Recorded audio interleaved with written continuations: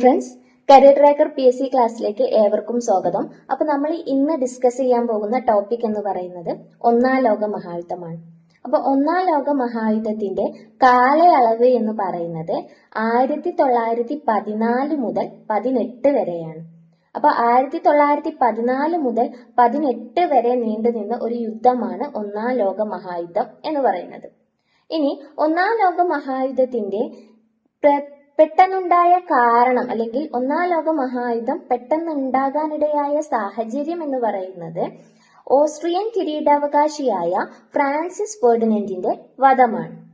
Austrian കിരീടാവകാശിയായ Francis ഫെർഡിനൻഡിനെയും അദ്ദേഹത്തിന്റെ ഭാര്യ സോഫിയയെയും വെടിവെച്ചു കൊന്നതാണ് ഒന്നാം ലോക മഹായുദ്ധം പെട്ടെന്നുണ്ടാകാനിടയായ സാഹചര്യം എന്ന് പറയുന്നത്.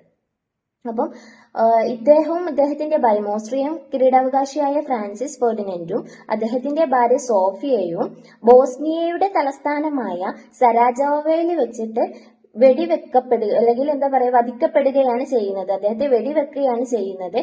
സെർബിയൻ യുവാവായ ഗാവ്ലോ പ്രിൻസപ്പ് എന്ന ഒരു വിദ്യാർത്ഥിയാണ് ഇവരെ വെടിവെച്ച് കൊല്ലുന്നത്.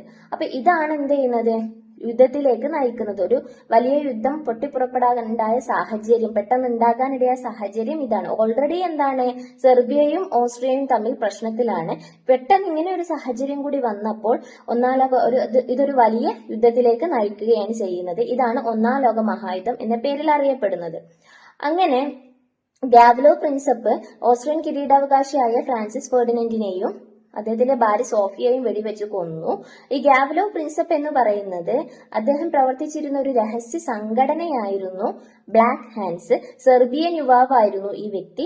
അതുകൊണ്ട് തന്നെ ഓസ്ട്രിയയും സെർബിയയും തമ്മിലാണ് ആദ്യം യുദ്ധത്തിൽ ഏർപ്പെട്ടത്. അപ്പൊ ഒന്നാം ലോക മഹായുദ്ധത്തിൽ ആദ്യം ഏർപ്പെട്ട രാജ്യങ്ങൾ ഏതൊക്കെയാണെന്ന് ചോദിച്ചാൽ അത് ഓസ്ട്രിയയും സെർബിയയുമാണ്. അങ്ങനെ യുദ്ധം വ്യാപിക്കുകയുണ്ടായി. അങ്ങനെ ലോകത്തിലെ രാജ്യങ്ങൾ പല വ്യത്യസ്ത ചേരികളായിട്ട് തിരിയുകയാണ് ചെയ്യുന്നത്. അങ്ങനെ ഒന്നാം ലോക മഹായുദ്ധ കാലത്ത് ഉണ്ടായിരുന്ന പ്രധാന സൈനിക ചേരികളായിരുന്നു ത്രികക്ഷി സഖ്യവും ത്രികക്ഷി സൗഹാർദ്ദവും. ത്രികക്ഷി സഖ്യം, ത്രികക്ഷി സൗഹാർദ്ദം എന്നിവയാണ് ഒന്നാം ലോക മഹായുദ്ധ കാലത്ത് ഉണ്ടായിരുന്ന പ്രധാന സൈനിക ചേരികൾ എന്ന് പറയുന്നത്. അതിൽ ത്രികക്ഷി സഖ്യത്തിൽ ഉൾപ്പെട്ടിരുന്ന രാജ്യങ്ങൾ എന്ന് പറയുന്നത് അല്ലെങ്കിൽ ത്രികക്ഷി സഖ്യത്തിൽ ചേർന്ന രാജ്യങ്ങൾ എന്ന് പറയുന്നത് ജർമ്മനിയും ഇറ്റലിയും ഓസ്ട്രിയയുമായിരുന്നു. അപ്പൊ ജർമ്മനി, ഇറ്റലി, ഓസ്ട്രിയ ഈ രാജ്യങ്ങൾ ഉൾപ്പെട്ട ചേരിയാണ് ത്രികക്ഷി സഖ്യം എന്ന് പറയുന്നത്. ഇനി ത്രികക്ഷി സൗഹാർദ്ദത്തിൽ ഉൾപ്പെട്ട രാജ്യങ്ങൾ ഏതൊക്കെയാണെന്ന് ചോദിച്ചാൽ England, France, Russia. England, France, Russia ഈ 3 രാജ്യങ്ങൾ ചേർന്നതായിരുന്നു ത്രികക്ഷി സൗഹാർദ്ദം എന്ന് പറയുന്നത്. അപ്പം ഒന്നാം ലോക മഹായുദ്ധ കാലത്ത് ഉണ്ടായിരുന്ന 2 പ്രധാന സൈനിക ചേരികളായിരുന്നു ത്രികക്ഷി സഖ്യവും ത്രികക്ഷി സൗഹാർദ്ദവും എന്ന് പറയുന്നത്. അങ്ങനെ യുദ്ധം അവിടെ മുതൽ ആരംഭിക്കുകയാണ്. യുദ്ധത്തിൽ ഏർപ്പെട്ട ആദ്യത്തെ രാജ്യങ്ങൾ ഏതായിരുന്നു? സെർബിയയും ഓസ്ട്രിയയും. യുദ്ധം ഉണ്ടാകാനിടയായ സാഹചര്യവും നമ്മൾ പറഞ്ഞു. ഇനി അങ്ങനെ ഓസ്ട്രിയ എന്ത് ചെയ്തു? സെർബിയയുമായിട്ട് യുദ്ധം പ്രഖ്യാപിച്ചതോടുകൂടി ഒന്നാം ലോക മഹായുദ്ധം അവിടെ തുടങ്ങുകയാണ്. അങ്ങനെ 1914 ജൂലൈ 28 ഓസ്ട്രിയ സെർബിയയുമായിട്ട് യുദ്ധം പ്രഖ്യാപിക്കുന്നത്. അങ്ങനെ ഓസ്ട്രിയ സെർബിയയുമായിട്ട് യുദ്ധം പ്രഖ്യാപിച്ചതോടുകൂടി ഒന്നാം ലോക മഹായുദ്ധം അവിടെ നിന്ന് ആരംഭിക്കുകയാണ്. 1914 ജൂലൈ 28 ഓസ്ട്രിയ സെർബിയയുമായിട്ട് യുദ്ധം പ്രഖ്യാപിക്കുന്നത് അല്ലെങ്കിൽ യുദ്ധത്തിൽ ഏർപ്പെടുന്നത്. ഇനി ആകാശത്ത് വെച്ച് നടന്ന ആദ്യത്തെ യുദ്ധമാണ് ഒന്നാം ലോക മഹായുദ്ധം. ആകാശത്ത് വെച്ച് നടന്ന ആദ്യത്തെ യുദ്ധമാണ് ഒന്നാം ലോക മഹായുദ്ധം എന്ന് പറയുന്നത്. ഇനി ഈ ഒന്നാം ലോക മഹായുദ്ധ കാലത്ത് യുദ്ധ ടാങ്കുകൾ ഉപയോഗിച്ച ആദ്യ രാജ്യം ഏതാണെന്ന് ചോദിച്ചാൽ അത് ബ്രിട്ടനാണ്. ഒന്നാം ലോക മഹായുദ്ധ കാലത്ത് യുദ്ധ ടാങ്കുകൾ ഉപയോഗിച്ച് യുദ്ധം നടത്തിയ ആദ്യ രാജ്യം ബ്രിട്ടനാണ്. അതേപോലെ തന്നെ വിഷവസ്തുക്കൾ ഉപയോഗിച്ച് യുദ്ധം നടത്തിയ ആദ്യ രാജ്യം ഏതാണെന്ന് ചോദിച്ചാൽ അത് ജർമ്മനിയാണ്. വിഷവസ്തുക്കൾ അല്ലെങ്കിൽ വിഷവാതകങ്ങൾ ഉപയോഗിച്ച് യുദ്ധം നടത്തിയ ആദ്യ രാജ്യം ജർമ്മനിയാണ്. വിഷവാതകങ്ങൾ മാത്രമല്ല, യുദ്ധത്തിൽ മുങ്ങിക്കപ്പലുകൾ ആദ്യമായി ഉപയോഗിച്ച രാജ്യം ഏതാണെന്ന് ചോദിച്ചാലും ജർമ്മനിയാണ്. അപ്പൊ വിഷവാതകങ്ങൾ, മുങ്ങിക്കപ്പലുകൾ എന്നിവ ഉപയോഗിച്ചത് ജർമ്മനിയാണ്. യുദ്ധത്തിൽ യുദ്ധ ടാങ്കുകൾ ഉപയോഗിച്ചത് ബ്രിട്ടനാണ്. അങ്ങനെ യുദ്ധം അങ്ങനെ മുന്നോട്ട് പോയിക്കൊണ്ടിരിക്കുകയാണ്.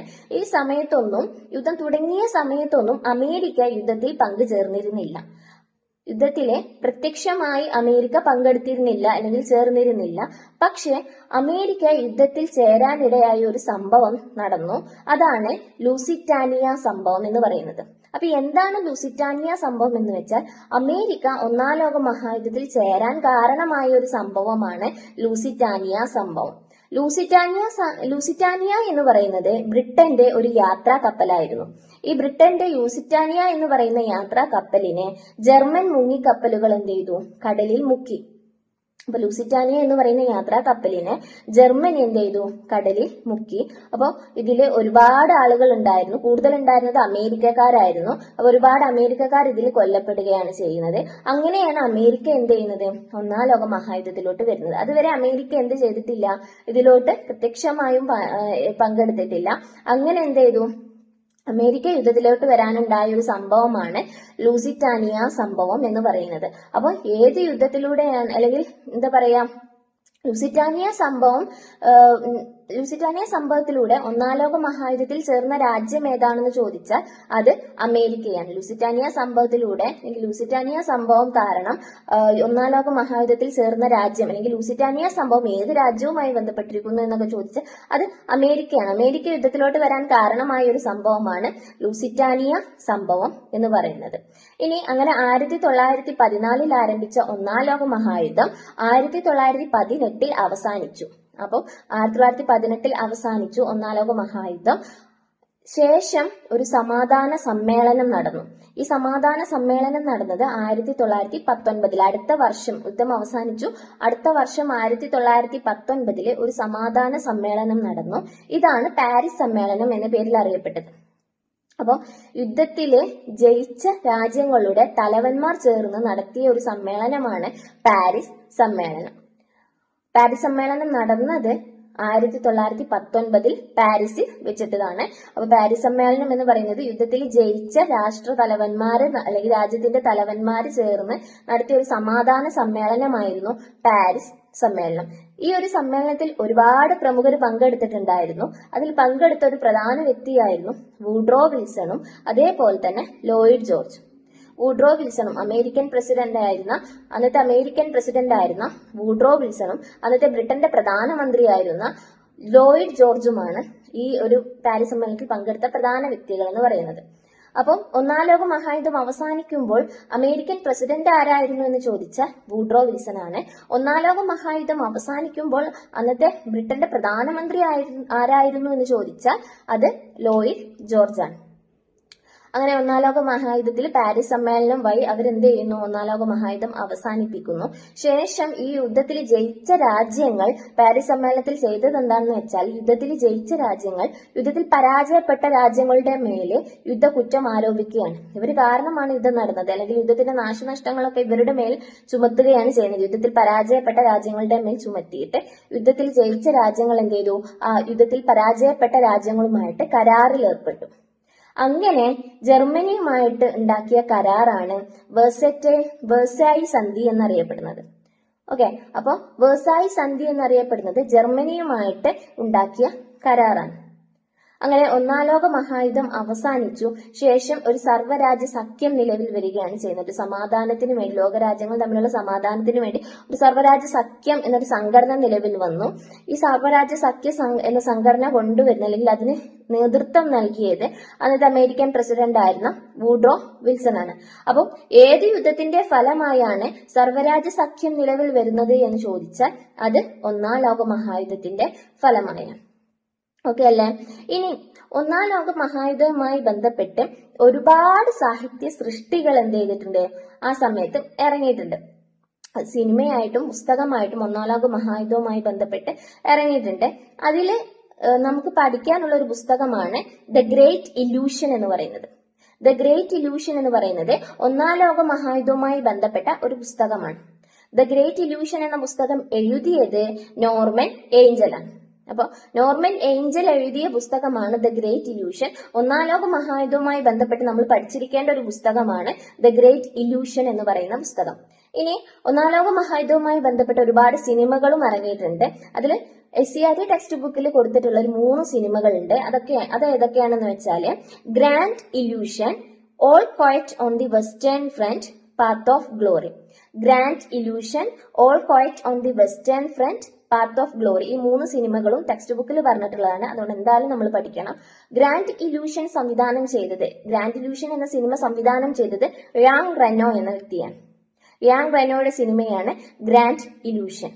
ഇനി All Quiet on the Western Front എന്ന സിനിമ സംവിധാനം ചെയ്തത് ലെവിസ് മൈൻസ്റ്റോൺ ആണ്. അപ്പൊ ലെവിസ് മൈൻസ്റ്റോൺ സംവിധാനം ചെയ്ത സിനിമയാണ് All Quiet on the Western Front. Path of Glory ആരുടേതാണ്? സ്റ്റാൻലി കുബ്രിക്കിന്റേതാണ്. അപ്പൊ സ്റ്റാൻലി കുബ്രിക്ക് സംവിധാനം ചെയ്ത സിനിമയാണ് പാത്ത് ഓഫ് ഗ്ലോറി. ഈ 3 സിനിമയും ഒന്നാം ലോക മഹായുദ്ധവുമായി ബന്ധപ്പെട്ടിറങ്ങിയ സിനിമയാണ്.